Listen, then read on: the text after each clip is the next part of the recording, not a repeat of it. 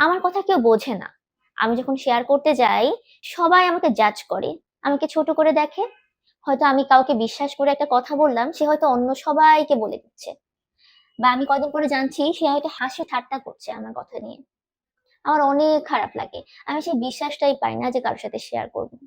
রাত্রির সাথে যা হয়েছে, সে যা অনুভব করেছে, আপনারাও কি এমনটা অনুভব করেন? আসসালামু আলাইকুম। আমি আপনাদের সাইকোলজিস্ট জিনিয়া মৃধা, কাজ করছি লাইফস্প্রিং এর পান্থপথ ব্রাঞ্চে। আজকে আমরা কথা বলবো কিভাবে শেয়ারিং আমাদেরকে হেল্প করতে পারে। কিভাবে মনের কথাগুলো বলা, শেয়ার করা আমাদেরকে মানসিকভাবে ভালো রাখতে পারে। একটা উদাহরণ দিয়ে বোঝাই।